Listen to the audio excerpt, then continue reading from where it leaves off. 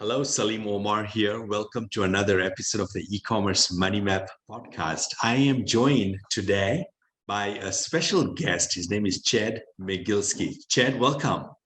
Thank you for having me. I appreciate it. Awesome. Looking forward to this. And I'm also joined by my co-host, Shaw. Shaw, welcome. Hey everybody, I'm really excited for this one, Salim. Cool. Awesome. Let's do it. So a quick background on Chad, and he's got a pretty amazing resume, but very quickly, and I'll then ask Chad to share his backstory with us. Chad created an e-commerce business, a pet supplies company that he based on the needs of his two adorable but gross French bulldogs, Brock and Beast, with just $3,000. And he got into the $1 million sales run rate in about 12 months. By donating a portion of the sales, he was able to fund the surgeries of a bunch of pets with cancer, which did a lot of good in the world and also exploded the organic reach of the brand. Chad sold his business, his seven-figure business in 2.5 years since the first time that he made his first sale. And he invested the profits well enough that he was able to semi-retire and enjoy the life of freedom and travel. And he now shares his story, his message with other e-commerce business owners. Chad, I am so delighted to have you. Why don't we start off with perhaps you sharing with us your backstory?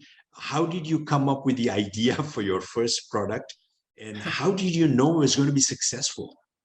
Yeah. Again, thank you for having me. Thanks for the introduction. I built a pet supplies company based off, like you said, my two French bulldogs, Brock and Beast. I kind of found out about this business model just from listening to podcasts like yours. I don't know how I stumbled across the first podcast, but I was a realtor previously, and didn't love the realtor lifestyle of people having my phone number and calling me at all hours of the day and all of that. So I somehow came across, I was probably looking for, how to create a business or something. Came across different podcasts. There's a guy, really smart, nice guy. His name's Kevin Reiser. I don't think he has a podcast anymore, but back in the day, he had a podcast called the Private Label Podcast. And it was just all success stories of like normal people who have something they're passionate about, create a brand around it, and can make much better money than you can in almost any other career. So something about that intrigued me, and I would go for walks. I'm here at my house in Michigan, and I'd go for walks in the woods out there and just listen to podcasts and have this mindset like, hey, if all of these other people can do it, there's no reason I can't do it too. And I think that's an important mindset for anybody listening to have. Like, other people's success is just proof that you can do it too. It is evidence of your future success. So when you internalize that mindset and think like hearing other people's success stories is just motivation and proof that it can be done, then you get that mindset of, okay, if they can do it, why can't I?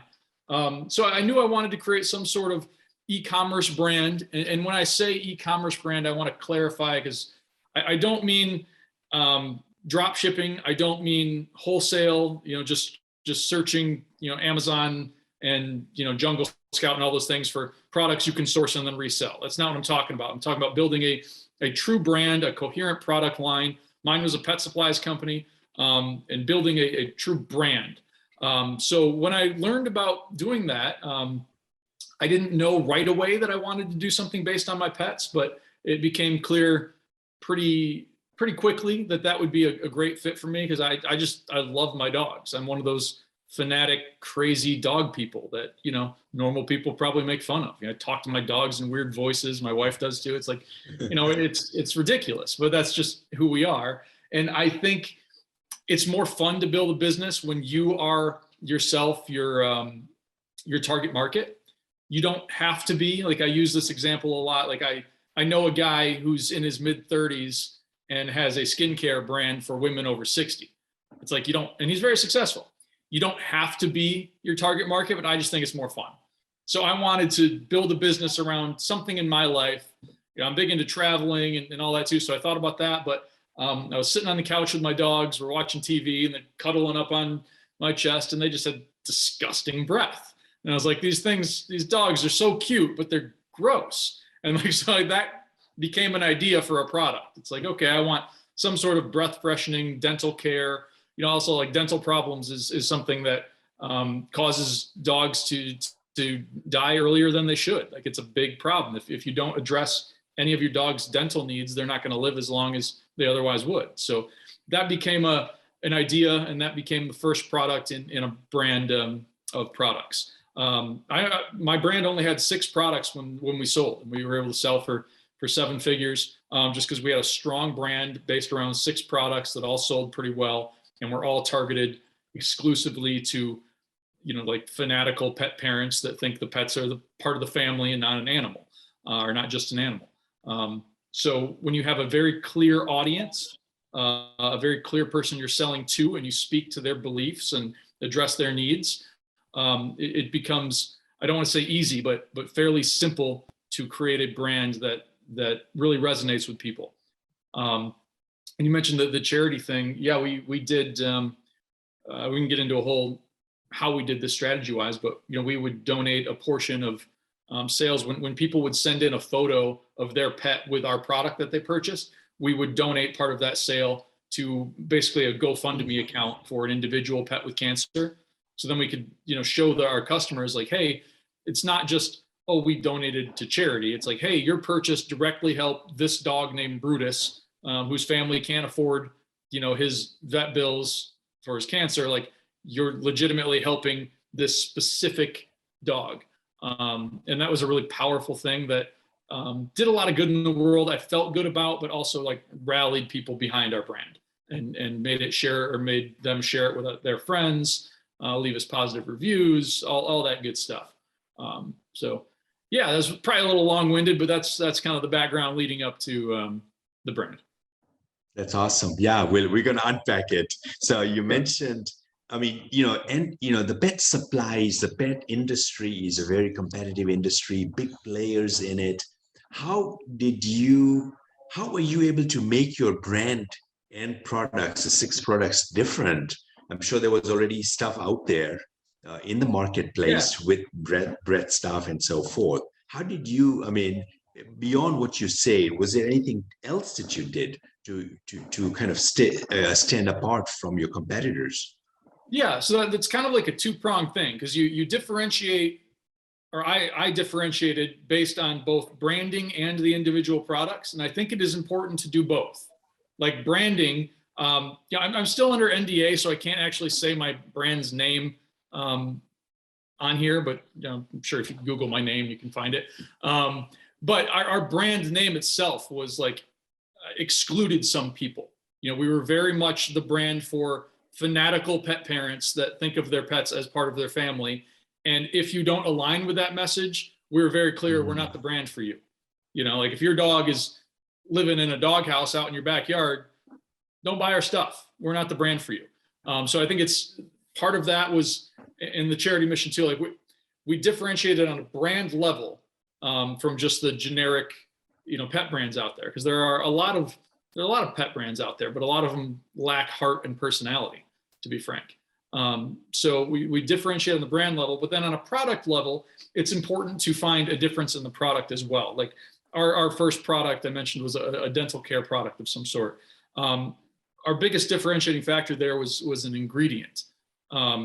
There is a lot of the dental products out there have grain alcohol in them for pets, and that, you know, a lot of people say there's been some studies that can be dangerous for your pet. So I was pretty adamant that we were going to source a product that did not have that. And then we went hard in our marketing that like, hey, because pets are part of the family, we need to keep them safe. We want to take care of their breath. We want to do it in a very safe way that's going to prolong their life and all of that. So we went hard on the ingredient. You know, we had another product that was a shampoo. And we talked about the scent of that, because I spent a lot of time finding like the best smelling dog shampoo we could get. And then it was like an oatmeal shampoo that was an anti-itch oatmeal shampoo. So we went hard on the marketing of that as like a niche product, like anti-itch oatmeal shampoo for dogs with allergies and great smelling. But it wasn't marketed just as a generic dog shampoo. But at the time I sold my company, even though we marketed to this niche group, by the time we sold my company, my dog shampoo was I think the #1 ranked thing on Amazon, if you just search dog shampoo, not anti-itch allergy, just overall dog shampoo, because we marketed so specifically to a specific group of people, they bought all in, and then they brought the rest of the market with them. It's similar to how, a good example that you hear all the time is like Cliff Bar that you can get at any gas station. It's just a good tasting granola bar at a gas station. It's like the most popular granola bar you can buy, but it was marketed just to rock climbers. It's like all of their marketing is like, this is the bar for rock climbers, but they brought along the rest of the market later. So I think it's important to, hyper target a specific person, focus on their needs, and they'll bring the rest of the market with them. Oh, that's interesting. Yeah. Yes. Now, go ahead, Sean. Yeah, I was going to say, it's really, really interesting to hear that you really have your buyer persona nailed down right from the get-go.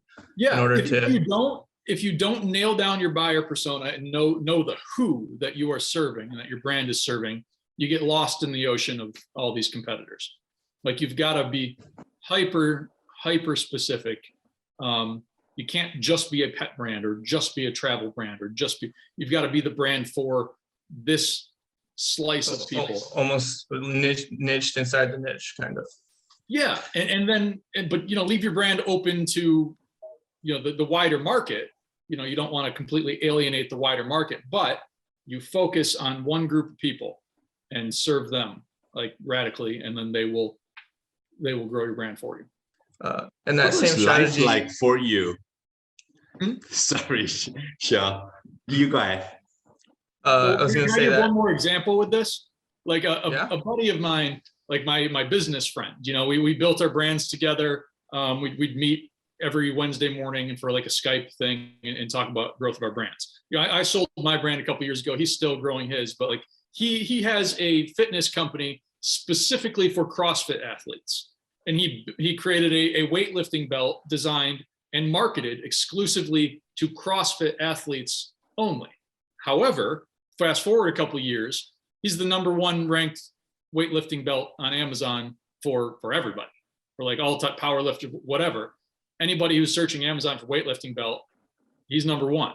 And it's because he hyper targeted a specific market and served them and did a great job with them. And then they brought the rest of the market with them. So it's just, this can be done. It's not specific to pet supplies. This can be done across, any space. Just in general, you mentioned right off the bat on this interview that it's not just drop ship or wholesale, taking advantage of arbitrage on Amazon. I've always enjoyed private label, and it shows the power of having that brand behind it, because it's going to allow you to have something really whole that you can sell at the end, but as well target the right clients, the right customers. Yeah, and I'd go beyond just calling it private label, because if you just slap your own label on the same crap that anybody sells, like that's not a recipe. You've got to have a differentiating factor and an audience. You've got to have a strong, like, narrowing down your who and like that niche group you're serving allows you to build an outside audience specific to them, whether it's a Facebook group, email list, some combination of all of them. Like, you want to have a strong audience that you can utilize to launch your products, to get recurring revenue, and things like that. So it's private label plus a differentiating factor and a strong audience. Love it. What kind of metrics would you look at throughout the course of building this brand? What financial data, what specifics, statistics would you look at in your business? Well, kind of all the basic ones are like cost to acquire a customer. I mean, that comes prior to, like when you're building your list in the beginning. Like, I think you want to have an audience as a foundation before you launch your first product, in my opinion. So cost to acquire a customer, lifetime value of the customer, obviously profit margin as far as like a direct sale, like on Amazon or, I had a pet supplies company. So I also sold on Chewy.com, for example. And there are different profit margins per marketplace. It's not all the same. Like, your Shopify store will have a different margin than your Amazon store, than your Chewy or any other third-party store for whatever niche you're in. Those are important. When it comes time to sell your brand, you want to know like what an ad back is. And for anybody that's not aware of that, ad backs are, when it comes to valuating a business, they are costs that you incur that you get to take out of what you call profit later. So for example, like, you know, I do consulting work now and help other brands like, you know, do what I did. If someone is to pay me, like that's a cost to them, but it doesn't affect their profit margin when they go to sell, because they add that back in because the new owners will not incur that same expense. Or if you go to a business conference, you pay $5,000 to fly somewhere, go to a business conference, your hotel, your car, your tickets to the conference, all of that. Those are expenses that you've got to pay for, but you don't deduct them from your profit margin. When you go to sell your business, you get to add those back in.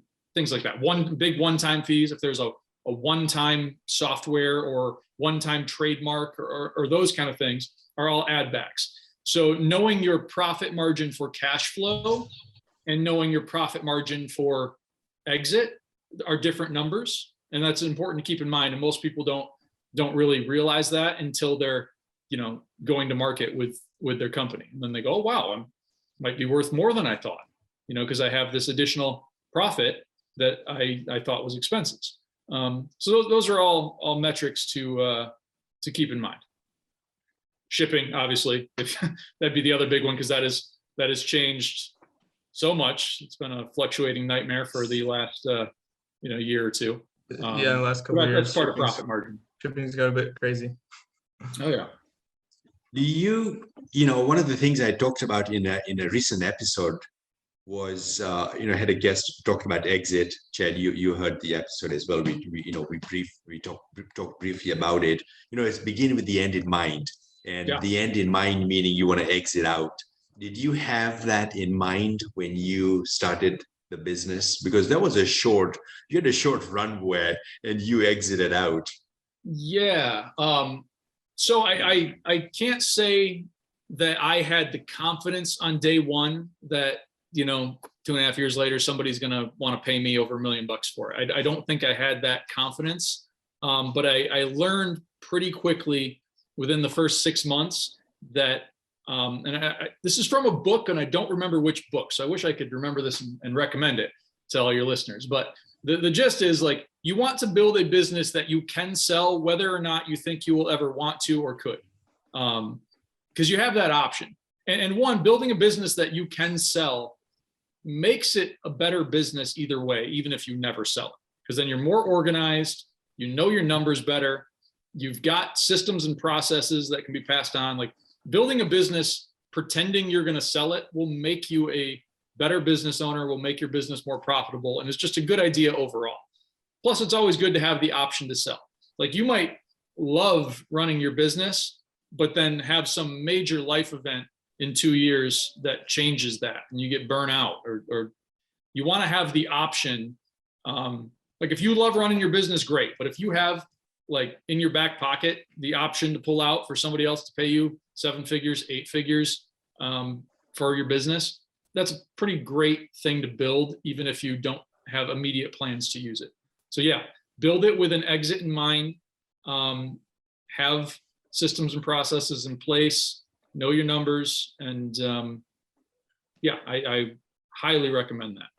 Yeah, and I tell you, Chad, I mean, having worked with so many entrepreneurs, businesses over my last 25 years, that is such an important thing, is to really create a business that serves you. And no business owner starts a business and say, you know what, I'm going to become a slave of my business. Yeah. And people fall in that trap because they're not thinking about how can they remove themselves. The goal is to remove yourself from the business. If you're involved in the day-to-day, you've created a monster. You really have created a monster. And so that, I love that mindset that you remind us of, is to create a business that's systematized, that can operate without the business owner. And then you've got a choice. Hey, you enjoy the business, it's profitable for you, keep it. If you don't, sell it. Yeah, I mean, the kind of, it's cliche at this point, but the adage is like, work on your business, not in your business. You work above your business. I mean, that's, you know, when you're just starting out, unless you have the funding to hire a team and outsource things, like when you're just starting out, that's not going to be possible. But as you grow and scale, you try to remove yourself from that. You know, if you're building a business from scratch, some of this work is front loaded. You know, you've got to, the owner, the brand owner has to be the one that lays the foundation, sets the vision and all of that. And then you can bring in the team. You know, a lot of times if you have the funding, like I try to buy into the idea of the owner's model, where like you set the vision. And I learned this from a guy named Ryan Moran, who's a really smart guy as well. And he wrote a book called 12 Months to 1 Million that totally recommend buying and reading. But if you can sit in the owner's chair, cast the vision for your business and bring in the right people to help put that into place, that's the sweet spot. That being said, like when I started my business, you know, I started it with $3,000 and did it all myself to start. But, you know, I still was working as a realtor at the time. I didn't pay myself a dime from my business until we were consistently doing $50,000 a month in sales. And then I took a modest salary, and I didn't pay myself what I considered a good salary until we were consistently doing over $100,000 a month in sales. So you invest back in the business to fund its growth and to outsource things. Like, I mean, I never ran PPC. That was the first thing I reinvested back in, is I hired a PPC company to do that. So I would recommend that. Like the longer you can delay paying yourself in this type of business, the more successful your business is likely to be. So don't quit your day job and go all in on a business tomorrow. Like slowly transition into it. Yeah, good advice. And great segue into talking about perhaps a few specific strategies, Chad, that you implemented to go from a 6-figure brand to a 7-figure brand. Yeah, so going from 6 figures to 7 figures is largely about audience, utilizing your audience and releasing more products to your audience. So I think it's essential to build an audience with your brand. You know, I built a Facebook group and an email list of like, you know, pet lovers. But you can do this in any niche. There's a lot of ways to do it, from, you know, running challenges to your audience. A big thing that we did was, and I mentioned this already in the interview, but the charity thing, like we had a mission. We wanted to fund or help fund the surgeries of 100 pets with cancer. So we would put that like as an insert with our packaging, like, hey, send in a photo of your pet with the product you purchase, and we'll donate, you know, to this individual pet with cancer.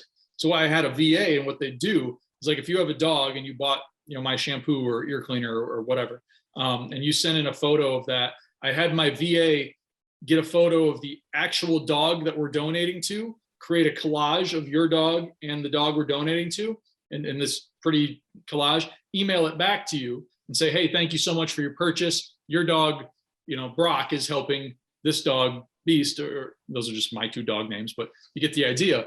And everybody was like blown away by that. And those people then, that would grow my audience, but then those people would share that on their social media feeds. We'd get a lot more people joining our Facebook group or email list just because they thought that was so cool and buying our products.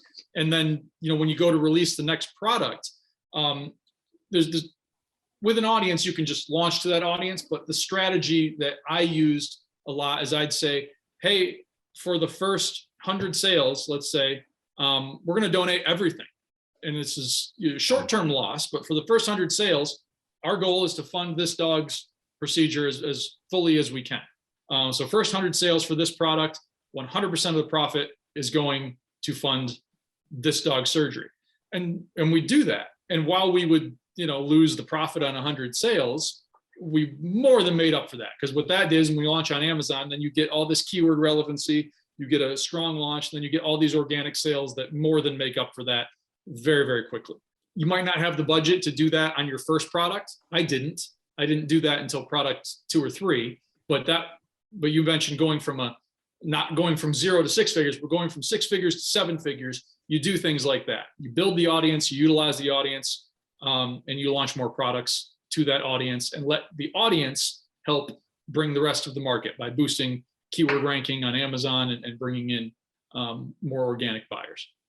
On that same topic, that growth from the 6 figures to the 7 figures, did you have any holes in your systems and processes? Was there any setbacks you had and hurdles you remember having to jump over? I don't know if I'd call this like a hole or a whatever, but where I dropped the ball, or if I could go back and do this again, or what I advise my clients on now is I did not do a good enough job email marketing. And I should have just hired an email marketer to consistently keep my list engaged. I did a great job of bringing people onto my list, and we had the charity angle and you know, all of that. We had fantastic first interactions, but my email marketing, other than product launches, basically consisted of just occasional updates on our charity mission. It's like, okay, we funded this dog surgery. And like, that's good.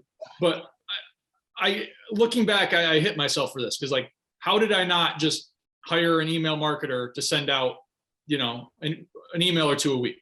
Like I dropped the ball on that. I'm mad at myself for it. So yeah, that was, you know, if I ever build another brand or the brands that I advise and consult for, you know, I say, hey, don't feel like you have to do it yourself if it's not your strong suit, because that's what I did. Email marketing wasn't my strong suit, so I just didn't do it. You know, like if you're bringing in enough money, if you have a 6-figure business, you can bring on a copywriter. Doesn't need to be a full-time employee, but you can outsource copywriting for email. So that was my biggest gap, I'd say, or hole in my business. And if I could go back, that's something I would have definitely done differently. What are some common mistakes you see other e-commerce businesses as you advise them, you coach them, consult them? What are some of those mistakes that you see that are like, you just want to quickly, you know, if you can quickly go over them, say 3 common top mistakes you see that they can avoid. Shiny object syndrome is a big one. I was talking to a guy today that, you know, I sent him a Facebook message with an idea of like, hey, you could run this 60-day challenge for your brand. And he's like, oh yeah, that's awesome. But my problem is like, I want to do that, and I want to do this, and I want to do this, and I want to do that, and I feel overwhelmed and I do nothing. And it's like, that is such a common experience for people. If your listeners are not familiar with the 80-20 principle, I'd say like, learn that. 20% of what you do will bring 80% of your results. And that is important. So focus on the 20%, put the other stuff on the back burner. Like your job as the brand owner is to focus on the things that are going to move the needle the most. So don't allow yourself to get distracted by trying to do everything at once. Like if you're building a Facebook group as your audience, like you don't also need to build your YouTube channel, your TikTok, and all this other stuff at the same time. If you have somebody else on your team that can do that, great. But like, I don't know if anybody watches The Office, but like, don't half-ass a bunch of things, whole-ass one thing. You know, like I always thought that was a great quote. Like, focus on something, do a good job at it, and don't worry about every shiny object syndrome. Like there are the real pillars of building a 7-figure brand is define your person, build an audience of those people, create a strong product with a differentiating factor, launch that product to that audience, rinse and repeat with the next product until you're at 7 figures. Like it really is that simple. It's not easy. I don't want to say it's easy, but it is a simple plan to follow. So don't allow yourself to get distracted by too many things. Like I know people with 6-figure brands that are doing really well on Amazon, and that's bringing in 90% of their sales. And they're like, okay, now I need to, you know, get into retail, and they spend all their time trying to do it. And it's like, no, stop. Like focus on what is working, scale that. When you can afford to outsource to someone else who can handle getting you into retail, maybe look at that. But for now, like focus on what is working, scale and grow, keep it simple, 80-20 principle, and you watch your business grow. Such great advice, great reminder. 80-20 principle, a phenomenal book written by Richard Koch, K-O-C-H, is the 80-20 principle. And I read it like, I don't know, 15, 20 years back. I was like, man, this guy, he you know, I really got it. And it was so powerful when I started looking at my life and my business from the 80-20 principle. Just what you say, Chad, 20% of the effort, 20% of the results come from 80% of the results or the thing come from 20%. Find what that 20% is that's predominantly leading to more profits, better results. Yeah. Yeah. Two other books that I'd throw out there for your listeners to read. One is The One Thing by Gary Keller. And I mean, you might just watch a 10-minute summary on YouTube of that book. The gist of the book is like, it's kind of the 80-20 principle, but just a little more extreme. It's like focus for every day, focus on the one thing first that makes everything else either easier to do or altogether unnecessary to do. And like, so don't start with the shiny object stuff. Start with the one thing that makes everything else easier or unnecessary. And another book that I'd highly recommend is Profit First. And that is just a financial foundation for your company. And then there's a sub book called Profit First for e-commerce sellers. I'd recommend both of those. It makes it so much easier to run a profitable business and to know your numbers and to grow in profitability. So those would be two other books I'd throw out there for your listeners to listen to or read. Yeah, that's awesome, man. This interview, our time is really flying by. We are to the tail end. I've got a couple of questions, and sure, you can chime in if you've got a question you want to throw in as well. But the one question that I'm going to ask now is, what's the one question that we didn't ask you, Chad, that we should have asked you? No one's ever asked me that on a podcast. One question that you didn't ask me that you should have asked me. Gosh, I mean, we kind of talked about it, but I suppose the order of things, define your person is so important. Build an audience of those people, have a differentiating factor in your product and launching to that audience. I mean, that's a foundational thing that I think we might have skipped over. So I don't know if all of your listeners are already at six figures or if they're brand new starting out, but if you were to ask me, like, what is the foundation of a strong brand? I guess that would have been a good question. And that's an answer to that question. Yeah, that's awesome. Sure. Anything you want to chime in terms of questions? No, I don't. Good stuff. If listeners want to reach out to you, Chad, are you available? Are you accessible? And if so, how? Yeah. I mean, I don't really have a formal website or anything like that.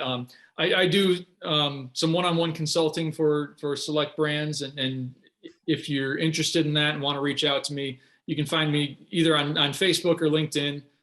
Just under my name, Chad Maghielse. I'm sure you can put the spelling of my name in the show notes, but Maghielse.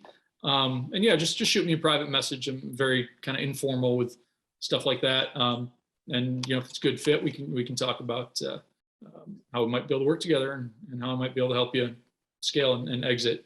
And I guess the other thing would be, like, if anyone is selling their brand in the next year or two, now is a great time to be able to do so while paying very little in taxes. With disclaimer, I'm not a CPA.